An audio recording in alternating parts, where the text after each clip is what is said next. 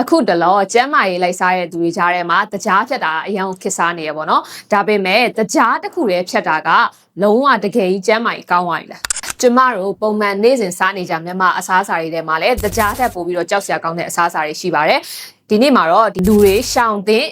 ရှော့တဲ့နဲ့အစားအစာ၅မျိုးကိုပြောပြပေးမှာဖြစ်ပါတယ်ဆိုတော့ဒါတွေကိုတည်ထားလိုက်ရုံနဲ့ကိုယ့်ရဲ့ဒီဆေးဘိုးဝါးကတွေကိုအများကြီးရှော့ချပေးနိုင်မှာမလို့ဗီဒီယိုကိုအဆုံးထိကြည့်ပေးစီချင်ပါတယ်နံပါတ်1စီပြန်ဟင်းညာများစီလဲရည်လဲပေါ့နော်ဒီလိုမျိုးစီလဲရည်လဲဟင်းတွေကမြန်မာဟင်းတွေမှာဆိုအများဆုံးတွေ့ရတယ်ဆိုတော့ဒီဟင်းတွေကိုကိုကပေါ့နော်ဒီဟင်းအိုးတွေမှာဆိုစီဝိတ်နေတာကိုတွေ့ရတယ်ပေါ့နော်ဒါမျိုးတွေဆိုရင်တော့အရသာအရန်ရှိတယ်ဆိုပြီးတော့ကိုယ်အနေနဲ့ထင်ရပါမယ်တကယ်တမ်းကျတော့ဒီအစီဟင်းတွေကိုစားလိုက်ပြီဆိုရင်ကိုယ့်ရဲ့ဒီသွေးတွေကသွေးကြောတွေပါပိတ်တတ်တယ်အဲ့ဒီအပြင်ကိုသူကဒီသွေးတိုးလည်းဖြစ်နိုင်တယ်ပေါ့နော်ပြီးရင်ဒီအသေးစီဖုံးတာတွေလည်းဖြစ်နိုင်တယ်ပေါ့နော်အဲ့ဒါအပြင်ကိုဒီနှလုံးအတွက်လည်းကျန်းမာရေးမကောင်းစေတဲ့အတွက်ကြောင့်မလို့ဒီလိုမျိုးစီပြန်ဟင်းတွေစီလဲရည်လဲဟင်းတွေဆိုရင်တော့ရှောင်ရှားသင့်ပါတယ်နံပါတ်2အချိုမုံနဲ့အငံတက်ကဲတဲ့အစားအစာတွေဆိုတော့ကိုယ်အနေနဲ့ဒီထမင်းဟင်းတွေပါချက်တဲ့ခါကျရင်ဒီအချိုမုံတွေအများကြီးထည့်တယ်ဒီအငံတက်တွေအရန်များသွားတဲ့ခါကျရင်သူကဒီခန္ဓာကိုယ်မှာရေဓာတ်တွေစုလာပြီးတော့ကြောက်ကက်ကပို့ပြီးတော့အလုပ်လုပ်ရတယ်ပေါ့နော်အဲ့ခါကျရင်သူကကြောက်ကက်ကိုလည်းဒီပျက်စီးစေနိုင်တယ်ပြီးတော့ဒီလေဖြတ်တာပါတွေလည်းဖြစ်နိုင်တယ်ပေါ့နော်အဲ့အတွက်ကြောင့်မလို့ဒီအငံတက်များတဲ့အစားအစာတွေဒီအချိုမုံများတဲ့အစားအစာတွေဆိုရင်ရှောင်ပေးရပါမယ်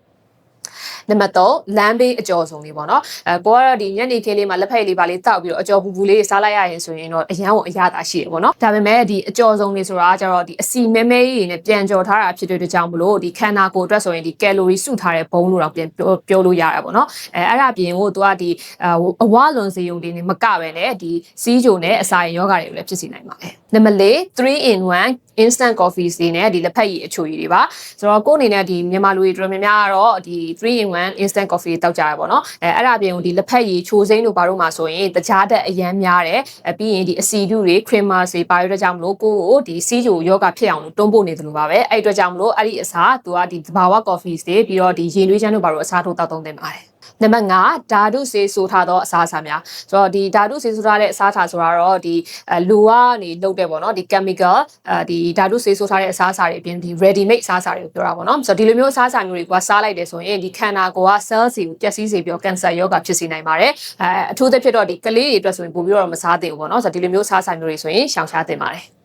ဆိုတော့အရှိအပြပြသွားတဲ့အစားအစာ၅မျိုးကိုလုံးဝမစားနဲ့လို့ပြောချင်တာမဟုတ်ပါဘူးအတက်နိုင်ဆုံးရှောင်ပေးပါကိုကဒီလိုမျိုးရှောင်ပေးမှဒါကိုရဲ့ကျန်းမာရေးကိုယဉ်ကျေးမြုပ်နှံမှုဖြစ်စေပါတယ်ဆိုတော့ကိုအနေနဲ့ပေါ့နော်ဒီအသီးရွက်တွေများများစားပေးရမယ်ရေများများတောက်ပေးရမယ်အိမ်ထမင်းအိမ်ဟင်းတွေကိုများများစားပေးဖို့အတွက်အကြံပေးချင်ပါတယ်